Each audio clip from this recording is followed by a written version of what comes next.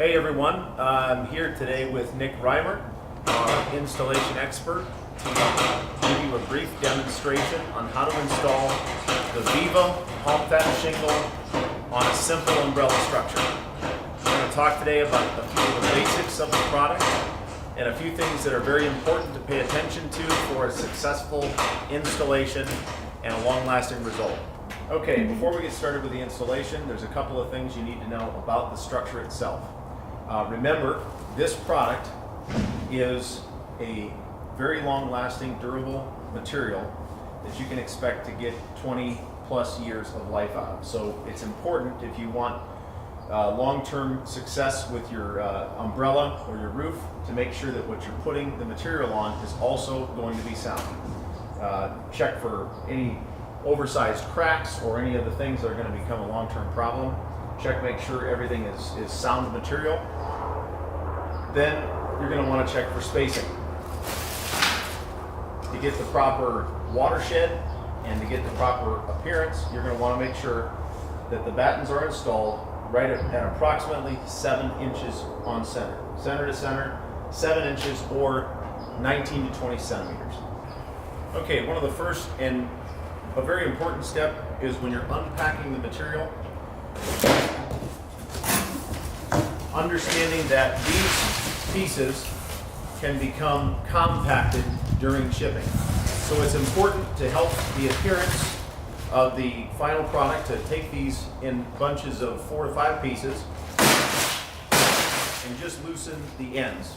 Okay, so something that's very important for the appearance of the edge is use 2 pieces for the proper build. They can be stacked right in a row like this. And this first piece, remember, is not installed here. It's installed, as you can see, on the second purlin. This gives it the proper appearance from the underside. You'll notice there are predetermined markers here on the top of the shingle. We recommend a screw be placed in each one of these. Okay, continuing from our first course, continue with single pieces all the way up the field. You'll notice here that this is overlapped. You want to make sure that the bottom part of this cut is overlapped past the corner here, because these will be trimmed later for the installation of the corner piece.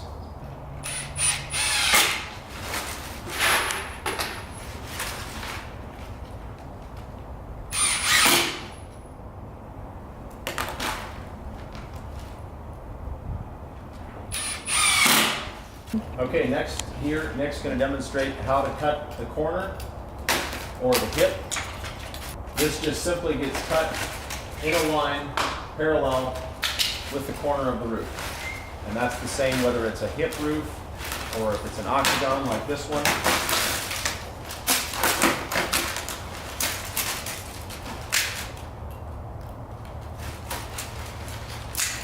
The larger pieces can be saved to be used as the smaller fill-in pieces at the top.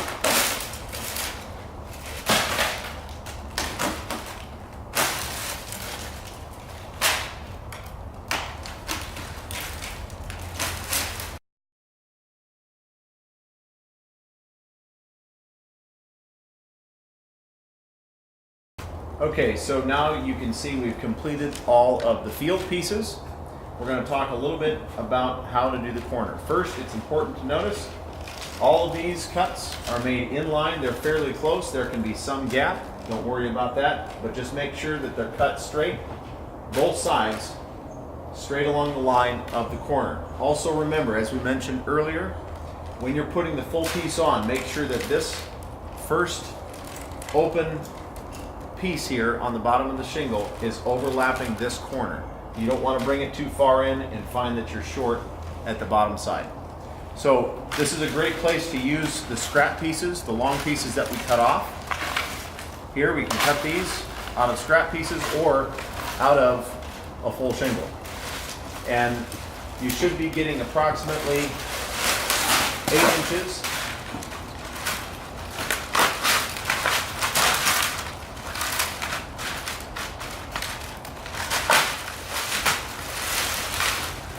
Slightly larger, slightly smaller, not a big deal. Right around 8 inches for your filling pieces for the corner.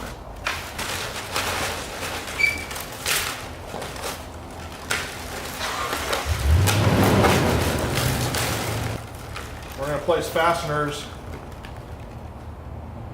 here and here. And then when this is down, we'll put them here and there.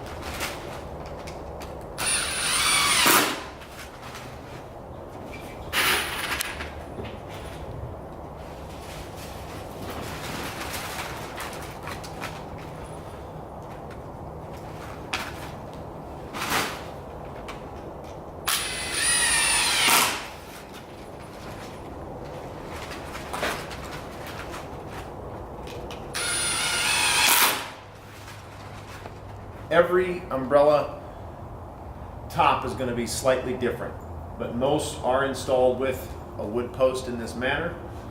What we recommend to make this top look the best is to take a short piece and attach it here at the top, just a small piece that you can wrap around and attach the pieces of the Viva palm right to this top. We'll show you how to do that in the next step. But just take and attach this top piece, screw it or nail it into this and fasten this down so you have an attachment point.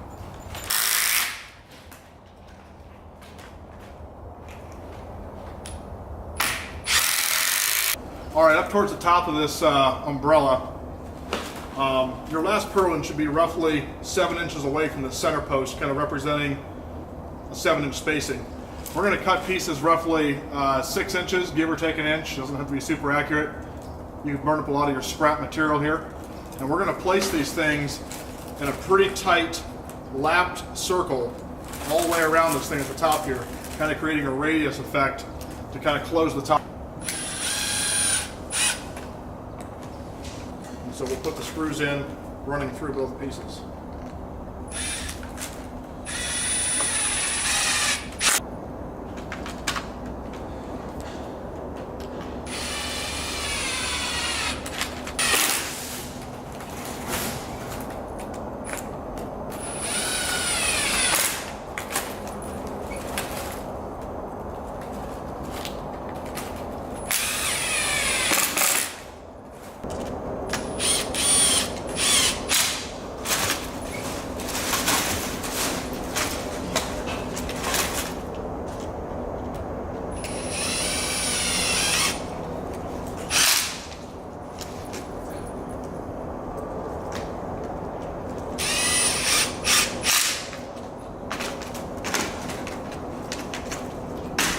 What you want to do is you want to get all these little pieces down as tight as you can to the top of the main post and just tight around our little stud post here. What we're going to do next is we're going to actually take a full shingle and we're going to cut the majority off the top of it and leave like a little strip.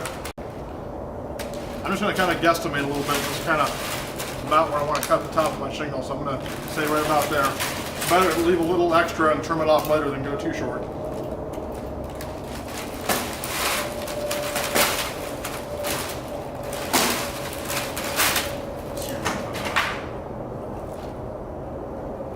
So we end up with a piece here that's quite flexible.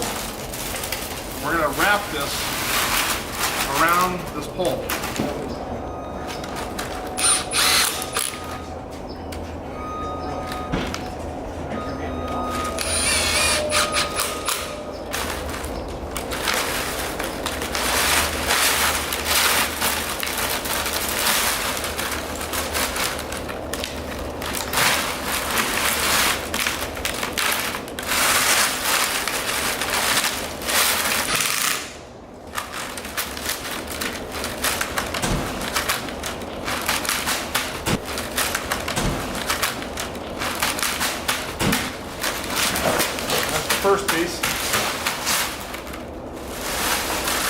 Second piece, same thing, same cut.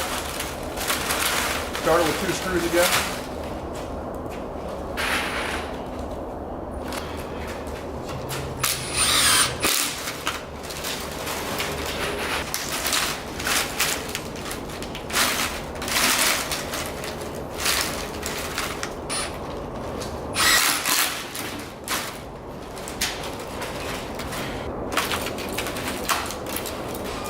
As you can see, we're nearly complete here. There are a few extra details that we've done here to show you how to get this done right. This top detail's important.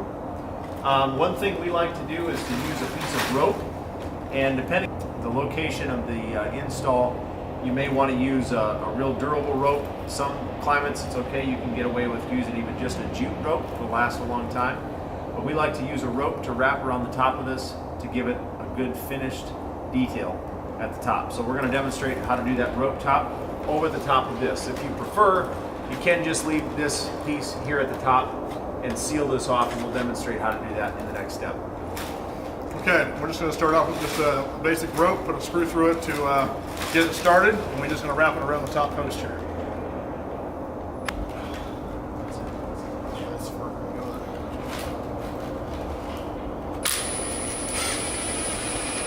Okay, last but not least, we want to seal the top of this. This can be sealed with a standard roof cement sealant, any kind of good sealant that's going to last a while, or you can also cap this with a piece of metal, with just whatever's going to protect this from getting water down in here and soaking down into this.